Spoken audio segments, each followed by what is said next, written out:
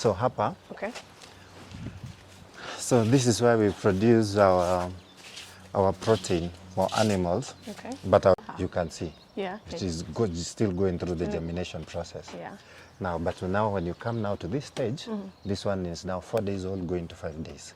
So literally 2 days later, it will look like that. Yes. Nice. Yeah, and by the time it's reaching to day 6, it will be about here. Okay. Yeah.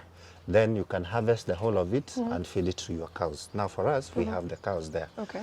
So instead of buying dairy meal, this is what we give them. Okay. So it becomes a substitute for the expensive feed. Ah. Yeah. And it is very nutritious. It has about 25% protein content. Okay. But this one goes for only 90 to 100 bob per kilo. Ah, okay. Yeah. I see. So for the kgs, the dairy meal, how much will it take to feed them, say, for a week? For a week, you feed at least a kg per day. So, yeah. Expensive. It's very expensive. But now when you're using this, now you leave alone now the expensive feed. Okay. Yeah. Chances of pests and diseases?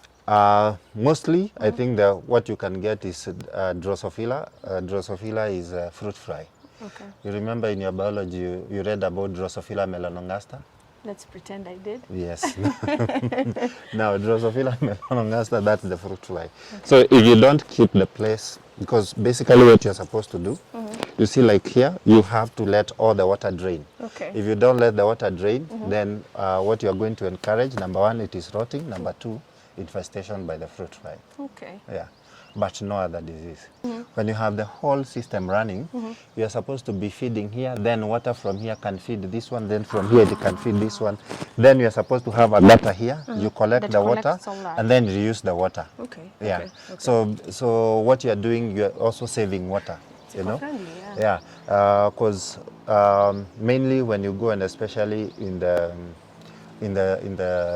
arsile areas, you know, you don't have a lot of water, so you have to conserve your water one way or the other. The little that you get. The little that you get. Okay. So that is how we encourage farmers to do it. Okay. Yeah. It's just water? Just water. Actually, this is very simple biology because what you have, already a seed has stored energy. And what it does, once you do the incubation and you break the dormancy, you know, you break the seed dormancy, so that what will happen afterwards is that now the seed will start making food for itself so that it can grow until it will need seed or nutrients from the soil or from the growing chamber.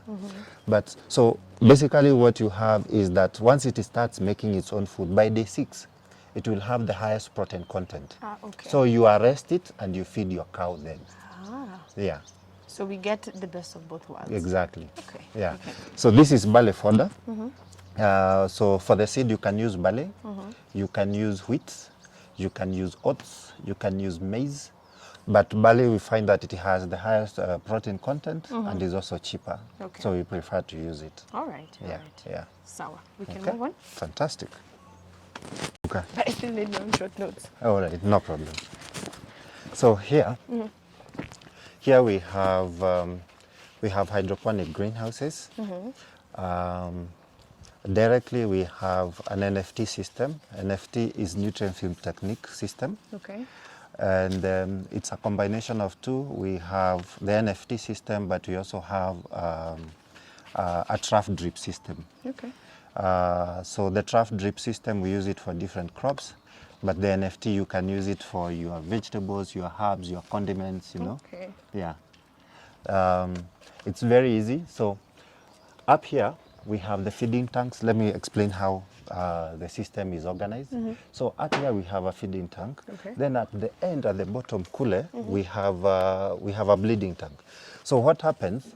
Your nutrition, you put it here, and then as it's going to the NFT, so the crop will be feeding, and then as the crop is feeding, any excess nutrients and water will be flowing out and going to the bleeding tank, and then you recycle that water and nutrients back up So it is a closed loop system. Okay. So you keep on feeding until you exhaust now the water and the nutrition that is in this one. Okay. So in terms of climate change mitigation, this is the best way to farm, because you are not wasting water, you are not wasting on nutrition, and it's also very environmentally friendly, because you see, you are not having anything go out to the environment. Yes. Everything is within the loop. And we are reusing even the waste. Yeah, everything. Okay, Yeah, okay, yeah, okay. yeah.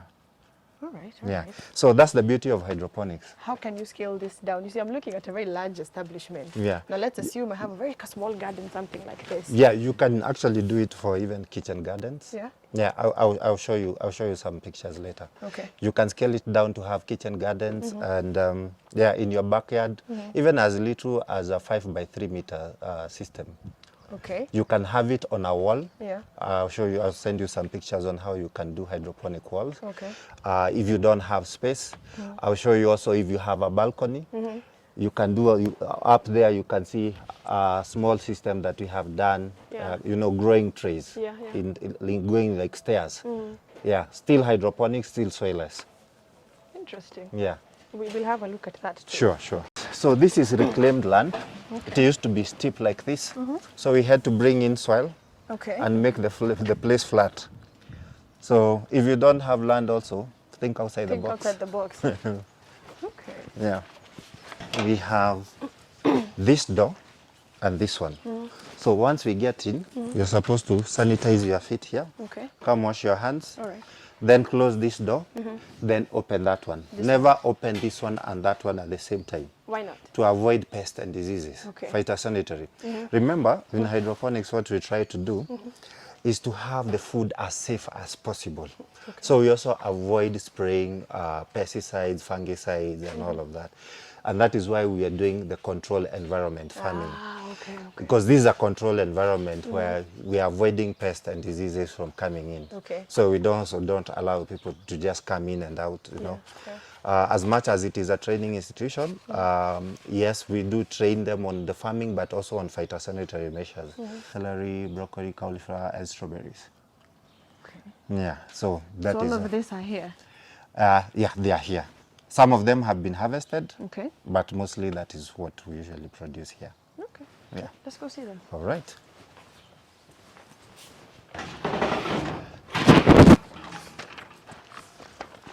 Karibu. So, yeah, so this is our production unit. Okay. So here we have spinach. You can walk in. Okay. This is what I explained. This is what we call the NFT system. Okay.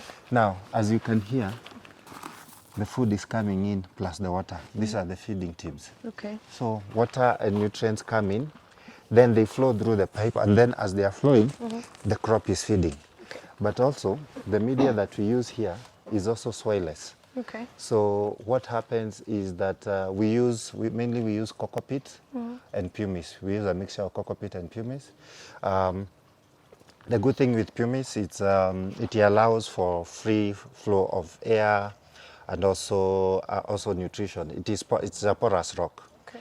Yeah, pumice by the way, it's a volcanic rock. You can get it anywhere, even from Longonot, Okay. Naivasha areas, you know. But you can also use other kind of media. But then also we have coco peat.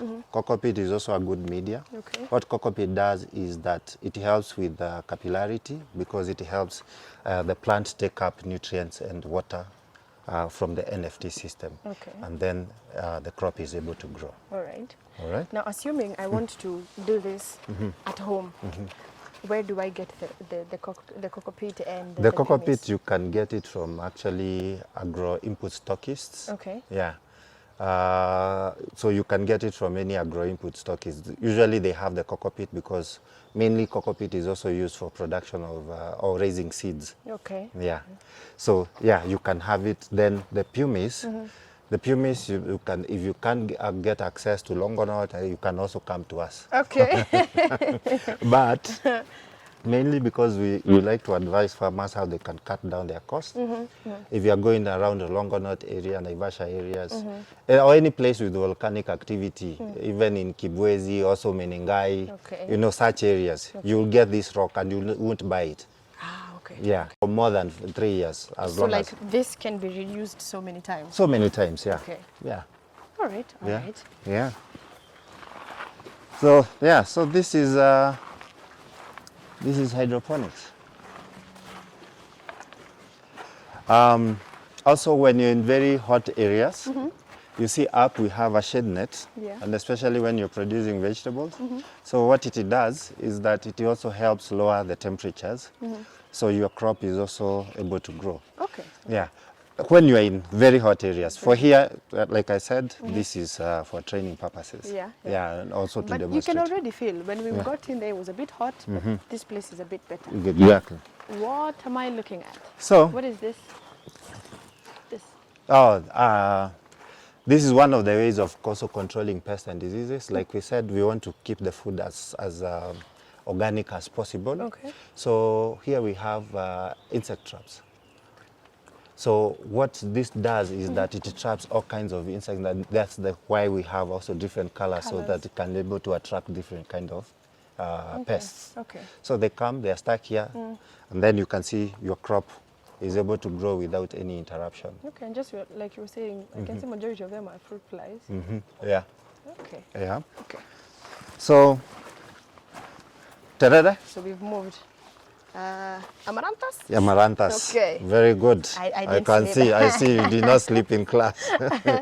Yeah. So here we have amaranthus, and this is just to demonstrate that hydroponics is not only for growing the very high value crops. Yeah. You can also produce your food for your kitchen, for your market. You know. Yeah, yeah. Yeah. So here we have amaranthus. Then on this other side we have African nightshade.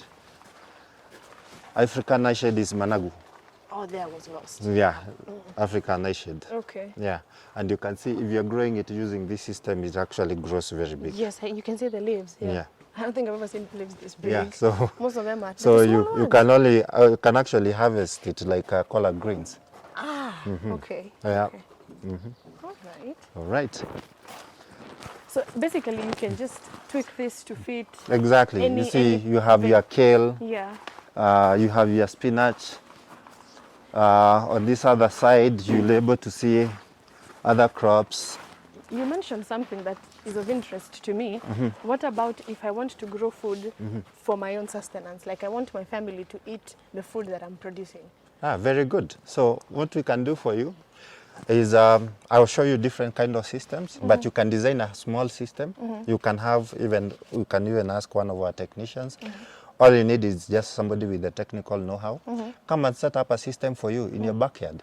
And you can actually plan on having different kind of crops. For example, you can have your collard greens, Yeah. you can have your kale, Yeah. you can have your celery, you can have your dania, you know.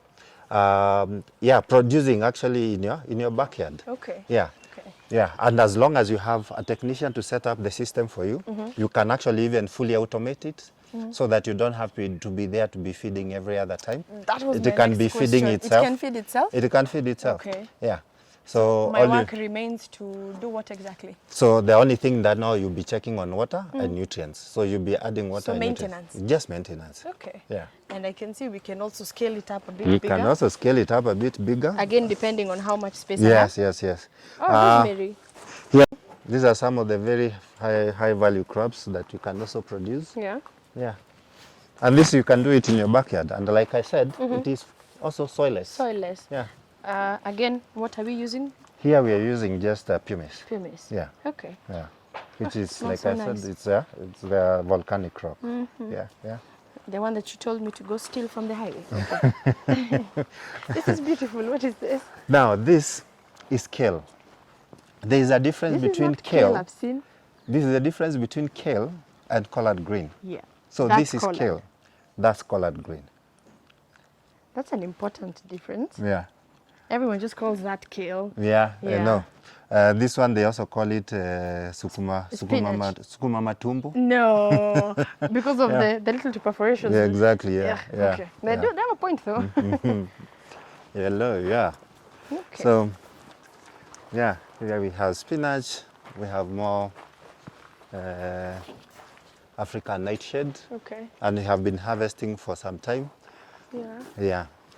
So now, the most important part about this column, the homes and gardens column, people are looking for alternative ways to produce their own food, to supplement the need to go to the supermarkets, to the market all the time, and most importantly, Also very to organic have, food. Yeah, to have safe food. Yes, because now we don't trust the food that we're getting outside. But at the same time, we also want to do this in a way that now people won't think they've just walked into a garden. Yeah, So if I have very little space, how can I meet the two? My place looks aesthetically good, but at the same time, I'm still producing my own food. Okay, very good. Basically, that comes, it's just a matter of design and the system that you choose. Because you see, like the NFT system, if you look at it aesthetically, of course, your This food. is very aesthetically pleasing, by the way. Exactly. Yeah, so your place will be looking awesome. At the same time, you'll be harvesting and feeding your family. Yes. But also depends on what crop do you also want to grow. Because if you want to grow tomatoes, I'll show you another system, but we use this system. Okay, this rosemary one. Yeah, we use this trough drip system. This is the one that I had mentioned earlier. So use this kind of a system to grow your tomatoes. Okay. So aesthetically, hydroponics actually looks awesome. Okay. I can tell you that for sure. So even when you have it in your backyard, you will have it looking marvelous, and people will be coming to even benchmark in your home.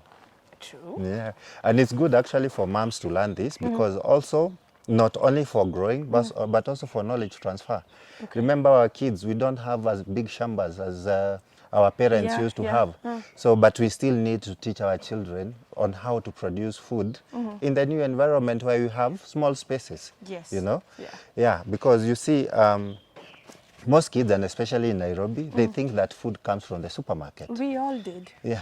We all knew food has to be gotten from the supermarket. You see, that is so wrong, because it also denies you a chance, for example, if you wanted to be a farmer. Yes. Yeah, and right now, the billionaires that are coming out of the world, they are in agriculture. Agriculture. Yeah, agriculture value chains, Okay. So if you're teaching your children also how to produce food, that means that you're also instilling a skill and also knowledge that they can actually translate into a job later. You have a point, because in high school, we all ran away from doing agriculture. We all wanted to do business, home science. Agriculture, in your head, you think about the traditional farm. Yes. Okay. Yeah, I actually also remember, because I grew up in a farm, but I remember how hard the work was. Yeah. So, of course, that is, and basically mostly farmers are thought to be poor people. Very. But now, with controlled environment farming, because this is controlled environment farming, you increase your productivity, then labor, you decrease it kabisa, because here, if you see, we only have one guy who is taking care of this whole unit. And most of the time he's out there, because all he needs to do is now just to feed and check on the health of the crop. That is it. That's it. Yeah, so you can actually do your office job and come to your farm for about 30 minutes. And I'm good. Yeah, which is in the evening or morning, and especially if you have timers. All right. Yeah, the way I was saying, you fully automate it. Yeah, so all you need to be checking on your farm is just once in a day. Okay. So, talk to me about initial costs. The initial cost. Yeah. If you're doing a commercial farm like this one, it can cost you for up to 1 million shillings. Okay. If you are doing a home garden, it can cost you as less as 50K. That's good. Yeah. That's good. That makes it actually a very nice choice. Yes. Because if I want to do all these things we're talking about, I want to be sustainable, I want to grow organic food, I don't want to go to the cost of using an initial cost of about 1 million shillings. Yeah, exactly. I will prefer to go to the supermarket. Exactly. So, but if you're doing your home garden, as little as 50K, you have your farm. Interesting. Yeah. Interesting. Yeah. But for commercial, this is purely for commercial. Yeah. And like I said, if you see here, like this. No. Yeah? No. Yeah, so here we have celery. Let me see if I can yank it out, just to show you how it grows. The roots. Exactly. That is how it grows. Very healthy. Yeah. And you can see the roots. They have been going just the way the NFT system is, so that they can get the nutrients and the water. Yeah. And that way, the crop is able to grow like this. Very healthy and very green. Yeah. Now imagine having this in your home garden. In my home, yeah. This is good food. Yeah. Yeah. So then turn it back. It looks like a Valentine's flower bouquet.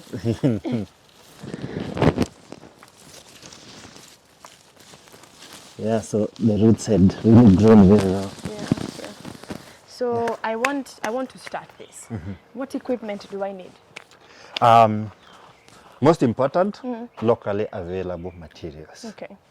So what you'll need, if you are doing the NFT system, you use, these are called waste pipes. Okay. And of course, what you'll need now is the metallic stands so that you have at least some kind of support. Okay. If you are using the trough system, this is what you call a trough. Yeah. You need a trough and you need the drip lines. Again, locally available? Locally available. All right. The other thing that you might need, of course, it's a pump because of feeding. You can make it solar so that you use green energy. Yeah. And you can also, if you have a lot of grid energy, you can also use grid. Okay. Yeah, but we always advocate that you use solar. All right. The other thing that you need, of course, now it's just a greenhouse like this. Or if you're doing it in your compound, Yeah. you can just have a shade net structure, Okay. which costs you close to nothing. All right. Not like a greenhouse. Yeah, not as expensive as Yeah, this. yeah. And I'll still be able to grow my own food. Exactly. Okay. Yeah, yeah. So we've cut down on the initial cost. We've taken care of the maintenance. All right. Yeah. We've also looked at the equipment. Yeah. Space you've said. And for moms, you can have your children take care of it. You don't have to get labor. Hey, CBC projects. Exactly. Okay. Yeah. Interesting. Yeah. Where can one get this? The The insect traps? traps? Yeah. Also from agrovets. Yeah. Any agrovet, they should have this. Okay. Yeah. And these are very nice ways of controlling your pests. Yeah, because you're not using any chemicals. You're just trapping them there. Yeah. And the control environment is really working. It actually smells like you're in an Exactly. actual farm, but then you're not in an actual farm. Yeah, And we are clean. exactly. Yeah. Yeah. Okay. You can see I touched the media, my hands are still clean. I'm Yeah. still going back to my laptop and You're still continue going with back my to work. I don't need to wash my hands. Okay. Yeah. All right. Yeah, traditionally farming was muddy, tedious. You had to have cracks on your feet. Yeah, The sun exactly. had to beat yeah, you yeah. shameless. But now, this is the best way to do it because And it's working. It's not as labor intensive as it was. It's not dirty. Yeah. Then at the same time, you increase your productivity. Very seriously. Yeah.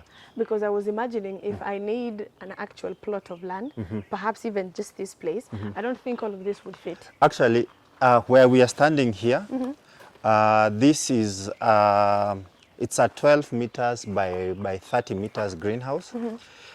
So this unit can actually translate into more than an acre piece of land. Ah. Yeah. So productivity, like I said, because you're also growing your plants going in layers, going up, your productivity also goes high. Literally. Not only because of feeding, but also because of the setup. Okay. Yeah. Okay. Yeah. Hey, it works. It really works. Because then to produce all of this, you would have to need way more land. Yeah, you need a lot of And land. again, we are maximizing on what we have. Exactly. System, you can produce vining crops. As you can see, Yeah. come with me. You can work on this, then I can work on this side. Okay. Here you can produce your tomatoes. Very good Look at ones. that. Yeah, very beautiful ones. Yes. Not And too guess far what? out. Soilless. Still soilless. Still soilless. Okay. This is what we call a trough system. So what we have our trough, we have our growing media, which is pumice. Yeah. Then the setup, as you can see, it's a bit different because we also have this that we call trellising support. Okay? So what you usually do, because these are vining crops, as the crop is growing, you use the trellising line to tie it up here so that it can continue vining and continue producing. Okay. From one tomato, we can produce up to 20 kilos of tomatoes from one vine. From one vine. Yes. Because I'm seeing the interconnectedness and I'm Yes, seeing so yes, many yes. on So you one. can see how we have been harvesting going up. Yeah. You can harvest up to 23 clusters. Wow. Yeah. It's another effective system. Another very, very Yet again, effective. if I'm doing it at the comfort of my home, Exactly. I don't need that much. Exactly. Perhaps up to here? Yeah. This is enough? Because this Yeah, is if you are doing, if you are doing for your home, I think about 5 meters of the trough will be enough for your home. Yes. Yeah, and not only can you produce tomatoes for cooking, you can also produce tomatoes for your salads. Here we have cherry tomatoes. Nice. Yeah, here we have cherry tomatoes, and you can Very see how healthy beautiful. they are. Very, very. I'm looking at the You can see red how one. they are coming out with very nice clusters. Yes. Ooh. Yeah, you see? Very healthy, very full. And this is very healthy. Actually, you can take one from here and directly to your mouth. Nice. Yeah, because as you can see this one. Oh, ulikuwa umepiga? Okay. You can edit that. But ideally, yeah, you can take it directly from here and just straight to your mouth. Interesting. And, yeah. So here, we have Eva F1, and then we have the other capsicum. Okay. Yeah. Oh, on the other side. Yeah, on the other So side. this is just to control the vines? The vines, yeah. Okay. This is how, there's something that we also call crop training.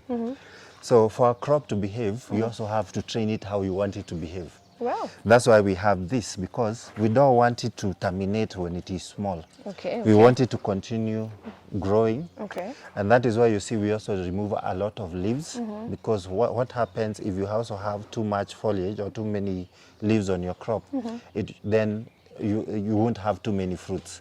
But if you have lesser leaves, then that means that you'll be having more fruits. Okay. So what you do is that if you have your fruits here, then your leaves have to be up. Up there. Yeah. I can notice the difference. Exactly. Okay. Yeah.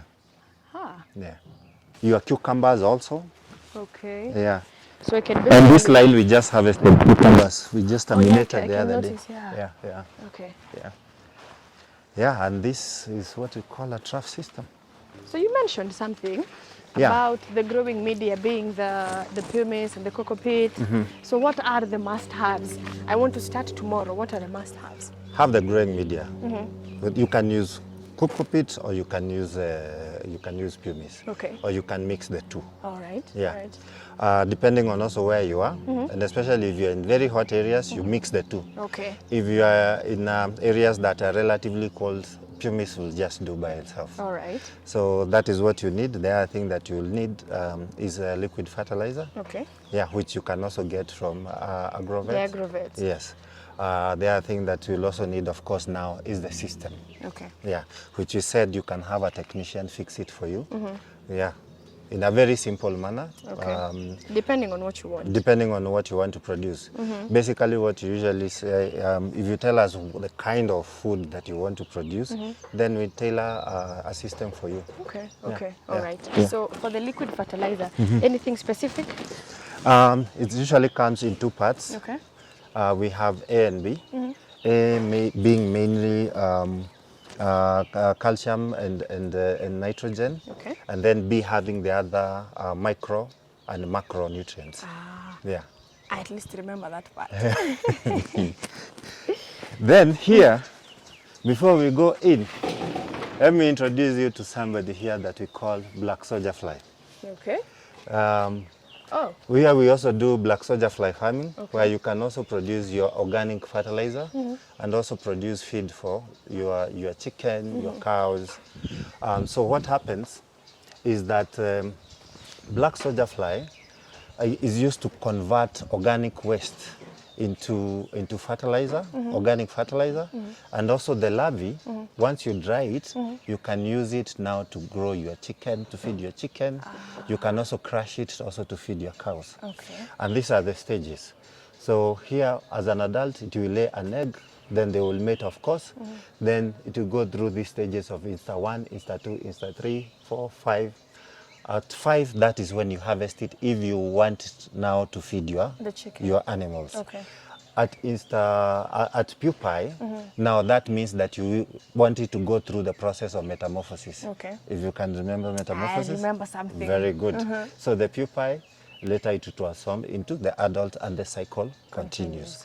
Most important thing about it, number one, you are not contributing to climate change because you are controlling or you are reusing or converting your waste, into usable economic materials like the organic waste, the organic fertilizer, sorry, and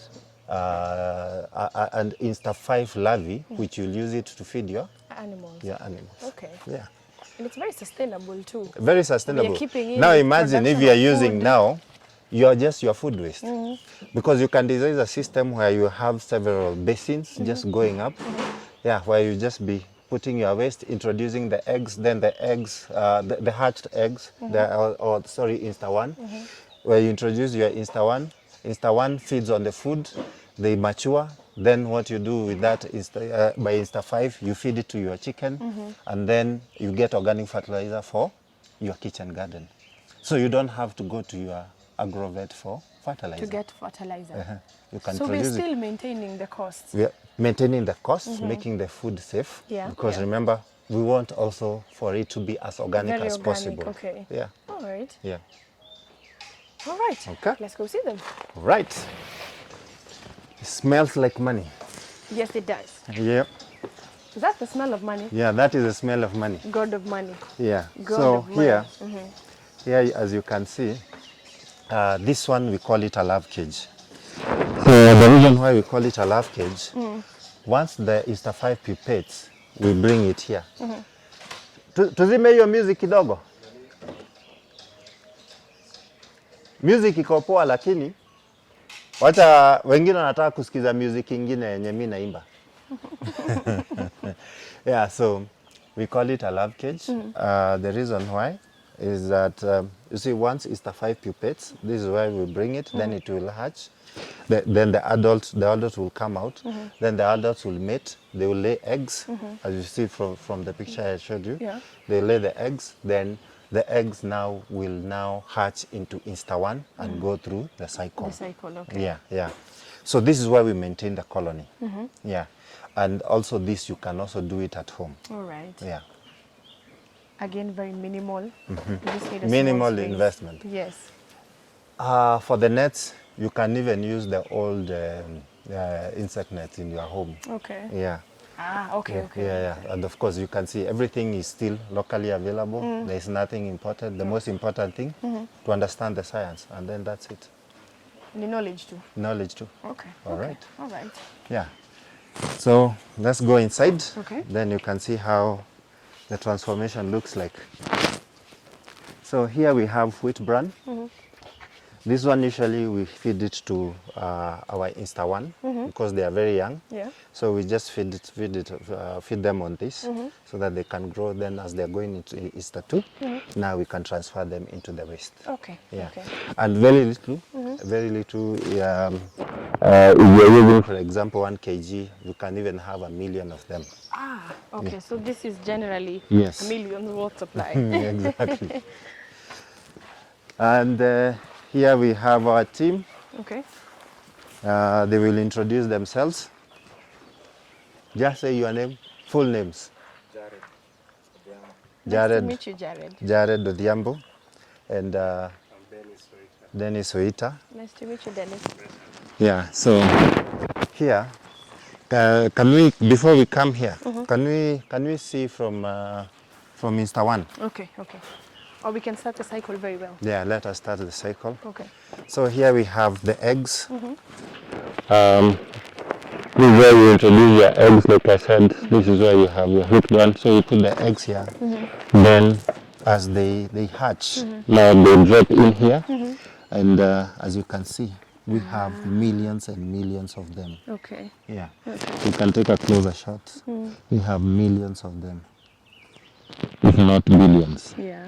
So now this is what is going to transform our waste into organic fertilizer. Yeah. And then Insta-5, we are going to feed it to our chicken. So you can do chicken farming without buying any feed. Yes. Yes. So This one is of today.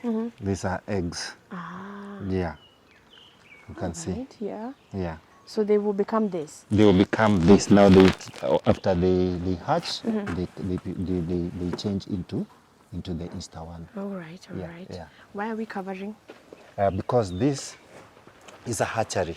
Okay. So we need to maintain some level of temperature. Okay. And as you can see, you're just using a polythene and just a metallic cage. Again, locally available? Locally available. Yeah. Yes. So we have to maintain certain standards for them? Yeah, certain standards. Okay. Most importantly, we want to maintain the heat inside. Okay. Yeah, so that as the incubation process is going on, you maintain the level of heat. You try to make it as constant as possible, Okay. so that you get a lot of Insta-1s. All right. Yeah. Is it affected by outside temperatures?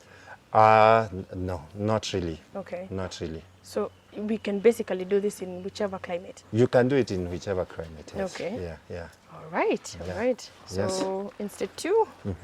Then we go now into Insta-1, which you can see already here they are feeding. This was introduced today. So ideally, this is the waste we've gotten from. So the this is outside? the waste now from the kitchen, from the market. Ah, okay. So what we do, we crush it and come in and just put it here.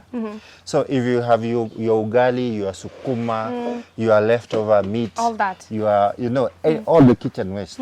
This is where you, including the peelings, the banana peelings bananas. and whatever.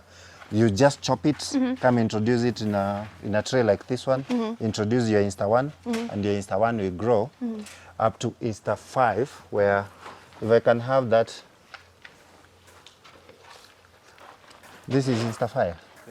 Yeah, so you can see how big they grow. They've already gotten so big. Yeah. From the little babies there. Exactly. Okay. Yeah.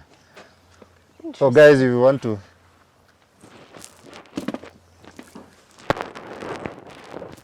see this, so this is what we are calling Insta-5. Okay. So what you see as the black thing here, this is the frass, that is organic fertilizer. It's very potent, Okay. very nutrient rich for your crops. And then here, Dennis, here is where you have your Insta-5. Okay. Now Insta-5, now this is what you feed now to your To my chicken animals, yes. and You said pigs, Okay. cows, The cows. goats, Okay. So that means that if you want to buy, if you're feeding, for example, your chicken, you also don't have to buy the expensive commercial feed. Yes. Yeah, Because farmers can attest to how expensive exactly. they're getting, yeah. Exactly. Let's see another one. Okay. Which other one, Dennis, would you want to show us? Maybe the first, the one that the red guy with the super. Yeah, so these are also about to pupate. This is still Insta-5. Yeah, they're about to pupate. Okay. And the reason why we allow also a good chunk of the colony to pupate is because we want to maintain the colony. The larvae to pupate is because we want to maintain the colony. Okay. Yes. Right, All right. So, yeah. So this is now the way you manage your organic waste, Okay. and you make it Very efficiently. actually make money out of your waste. Yeah. Yeah. Yeah. So these have already pupated. Okay. Yeah. So you're producing your organic fertilizer. You're producing your crops using hydroponic systems. Okay. You're producing feed for your chicken, all using. And guess what? You know, the waste from the farm is what you also feed the BSF. It's all actually what we call a circular economy. Ah, okay. Yeah. So we're just reusing everything. Yeah, you're just reusing everything. So this is the frass, like I had said. Okay. So your BSF converts waste into high-value organic fertilizer, Okay. which is frass. Right. Yeah. Right. Yeah. So now this is something I can sell? This is something that you can sell, Okay. and you can also use for production of your food. And you don't have to buy fertilizer anymore. Very efficient. Yeah. Very sustainable too. Yeah, The yeah. entire thing is feeding into itself. Right? Exactly. From the farm That's why we're saying all the way to circular farm. economy. Very, very effective. Yeah. Okay. Yeah. Thank you, Dennis. Yeah. So, if you're talking about eco-friendly way of farming, this is how you. This is it. Yeah. Integrated, very well integrated. Yeah. Yeah. This is it. Thanks. Now, this is what we call another system of integrated farming, where you have your fish below, and you're also growing azolla on top. What do you mean below? Now, down there, you'll have your fish. Okay. Yeah, because this is a fish tank actually. You have your fish, then up here you have your azola. Now azola, what azola does, because your fish is pooping over and over again, so azola eats into the poop and produces also high value crop or plant that you can feed not only to your fish also, but also to your animals. Ah, okay. Yeah, okay. so Okay. you can harvest this and feed it to your chicken, feed it to your cows. Yeah. To the same animals. Yeah, same animals. Okay, and the fish is still eating. Yeah, the fish is still eating. So this is also another method of doing integrated farming. Okay. So if you have a small space where you can put a fish tank, consider having the fish and azola on top. Azola is a fern. It grows on top of water, and what it does, it takes out the nitrogen, the phosphorus, and what have you from the water. Okay. Yeah, so also another way of, if I can call it organic way of cleaning, you know, Yeah, cleaning waste. cleaning waste, eco-friendly way, you know. You are not having to put chemicals and what have you, no. We are still keeping You are it very using organic. environmentally friendly ways of cleaning your water for your fish. Yes. Yeah, Interesting. yeah. I saw something. What is the difference between hydroponics and aquaponics? Okay, very interesting. Hydroponics is what we have just seen, because hydroponics is just growing crops. Okay. But aquaponics, which is what we intend now to put another system here. Sorry, that's my alarm telling me that I'm supposed to be somewhere else, but no problem. So aquaponics now is a combination of aquaculture, which is now fish growing, or fish farming, and hydroponics. Okay. So what happens is that now the poop from the fish will be feeding the crops. And then the crops, because you pump the water that has the poop to the crops, then the crops will be eating the poop because it has a lot of nitrogen in it. Yeah. Which is what we want to take out. Exactly, it Yeah. has, because it has urea. So it's what you want to take out, then the crop will feed, and then what happens is that now the water, which is clean water, comes back to the fish. So you not only clean the water for the fish, you not only feed your crops, but you also aerate the water to make the environment for growing fish suitable. Okay. Yeah. Very effective. And it just comes together very nicely. Exactly. Yeah. Exactly.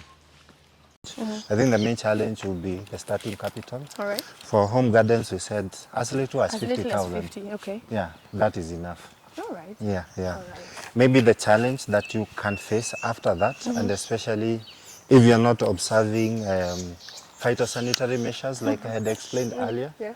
pests and diseases. But in hydroponics, ideally you're not supposed to encounter. If you are careless, you will encounter. Yeah. Yeah. So again, we have to maintain those conditions. You have to maintain the conditions, yes, yes, yes. And once you face such challenges, there are also ways of mitigating without using inorganic pesticides or fungicides. Yeah, like we've seen Yeah, the so traps. so you can do the traps. You can also spray garlic on your crops. Okay. You can spray neem on your crops. Organic. You can spray. You can also make a concoction with chilies. You know, you can mix all of this and make broad spectrum fungicide. And, Yeah, to cover all the bases. Exactly. Okay. Yeah, yeah. All right. So finally, how did we start? Very interesting. So, my background, I told you I come from a farm. I've grown up in a farm. Okay. But I did not like the way we farm Okay. because very tedious, time consuming, make little money. Yeah. So we had to find ways of doing farming that is not as challenging, and also in a way that you can produce more. Okay. Yeah, and that is how hydroponics came into mind. Yeah, Okay. yeah. So you. But had it- mostly also, we got challenged. We also run a foundation called Miramar International Foundation. We got challenges how we can also produce food in urban and peri-urban areas where we have small little pieces of land, in the arsile areas where you have, for example, the north where you don't get very good rains, very harsh climate. Yeah. How do you produce food? You have to produce food in a controlled environment. And this is now what we call controlled environment farming, where you control the temperature, you control the feeding, You control even the movement of air in and out. Yeah. You basically produce or introduce a microenvironment where your crop can thrive. Not only in the cold areas, not only in the slums, not only in the acid, you know, think about it. If you want to farm, So all those changes that Yeah. could literally affect your exactly, crop, you've come up with a way of mitigating Yes, them. yes, yes. And of course, now the world where we are, we're being faced with climate change. Even the rain seasons, the patterns, they have changed. They have. But we still have to eat. Yes. Yeah. So we can no longer depend on as a this is the scientist, rainy we have, season. as scientists, we have to think of ways that we can still feed our people. Okay. Control environment farming is the way to go. Yeah, Okay. yeah. Well, The good thing also to add, with controlled environment farming, you can farm from January to January. There is no seasonality. you are the season. Yeah. You are controlling everything. Exactly. You're Okay. controlling everything. All right. Yeah. Well, I think we have what we need. Thank you for having us. And we are out.